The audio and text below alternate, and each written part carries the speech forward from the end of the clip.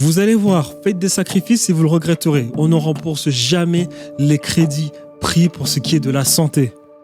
La santé, vous allez vous rendre compte que c'est la chose la plus importante au moment où vous allez commencer à l'altérer. Avant, vous vous dites « Oh, c'est pas grave, je suis jeune ». Dans ma vingtaine, je suis tombé.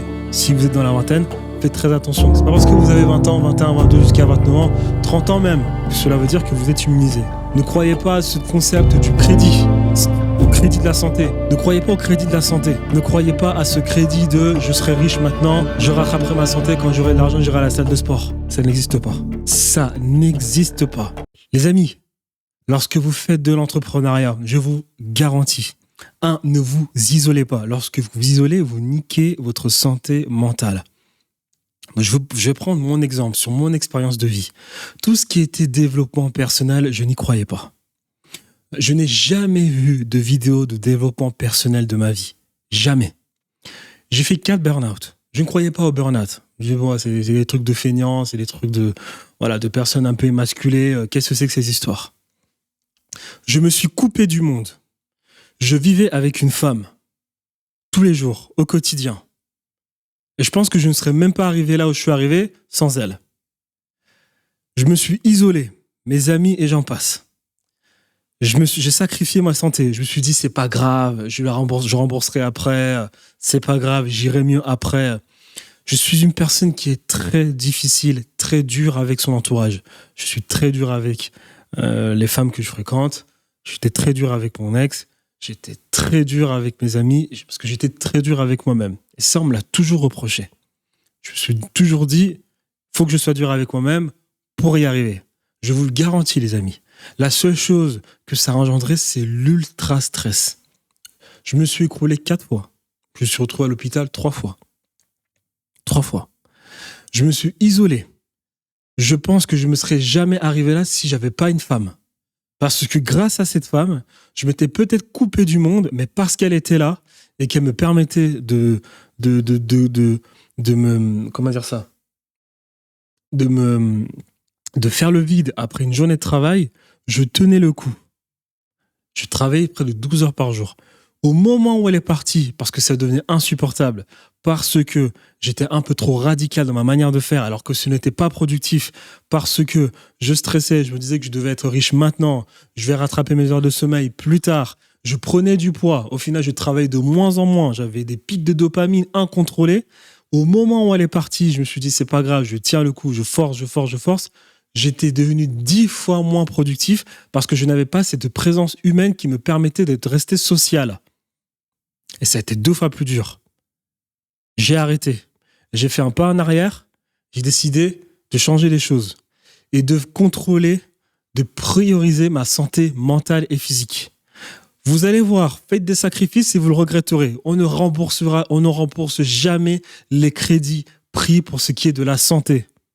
La santé, vous allez vous rendre compte que c'est la chose la plus importante au moment où vous allez commencer à l'altérer. Avant, vous vous dites, oh, c'est pas grave, je suis jeune. Dans ma vingtaine, je suis tombé.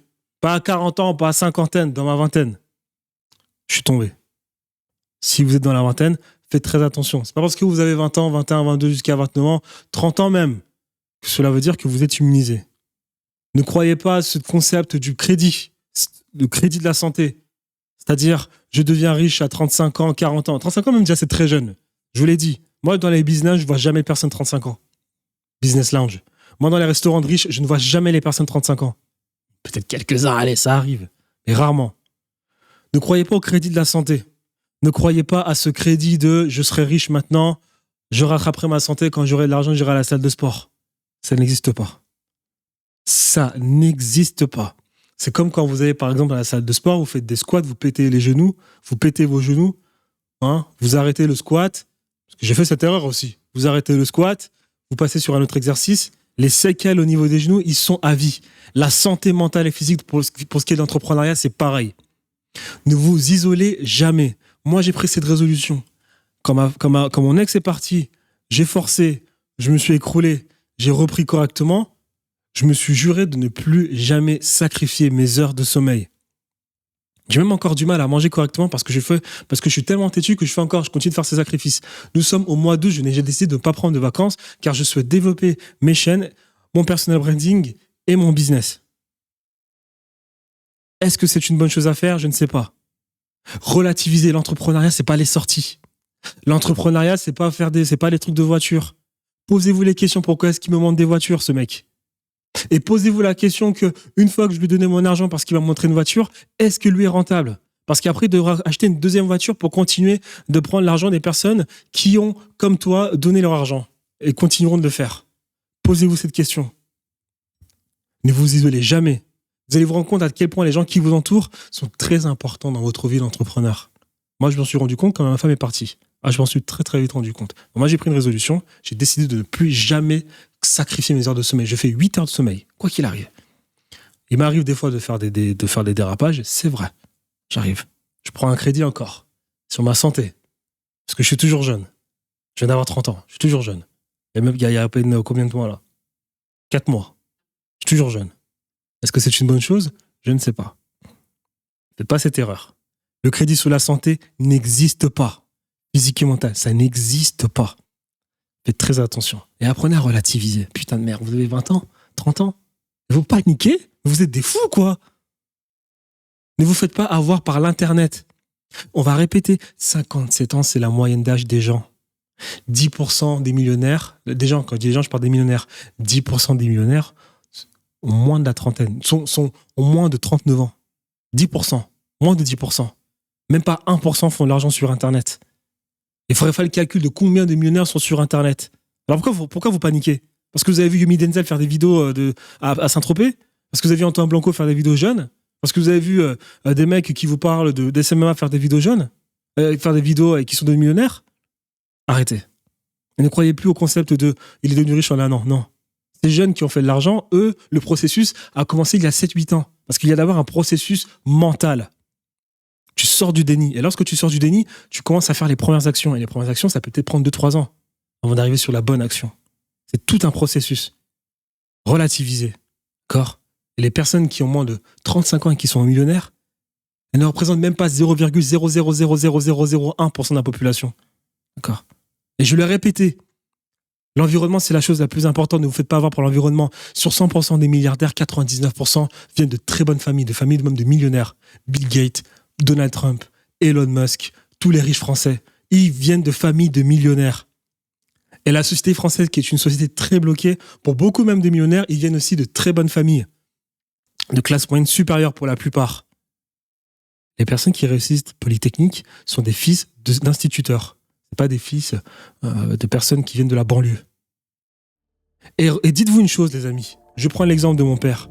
Mon père a quitté l'Afrique, s'est retrouvé en France en passant par plusieurs pays d'Afrique. Mon père a quitté un village et s'est fait abandonner par ses deux parents. Il est arrivé en France, il est arrivé à Lyon, il a eu un diplôme de professeur agrégé en sciences politiques. Il est parti de zéro, il a eu ce diplôme.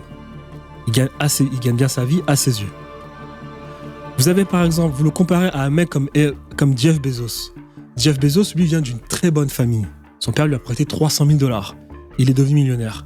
Quand vous faites le calcul de là où est parti mon père jusqu'à là où il est arrivé, de là où est parti Bezos jusqu'à là où il est arrivé, vous voyez une différence? Il n'y a pas de différence. Je vous prends un exemple de footeux. Vous prenez Ronaldinho qui vient des bas-fonds de la société brésilienne et qui est devenu millionnaire. Quand vous venez de là où Ronaldinho est venu pour aller là où il est arrivé, vous pensez qu'entre lui et Jeff Bezos ou lui et mon père, qui a le plus réussi? Posez-vous la question de là où vous venez d'abord, au lieu de dramatiser sur le fait que vous ne soyez pas millionnaire. Vous venez d'où de base? Donc relativisez. Si vous dites que vous êtes d'une famille très pauvre et que vous réussissez déjà à gagner 10 000 euros par mois, c'est exceptionnel. Et on va ensuite aller sur le business en ligne. Pour ce qui est du business en ligne, les temps sont de plus en plus difficiles pour ce qui est du business en ligne.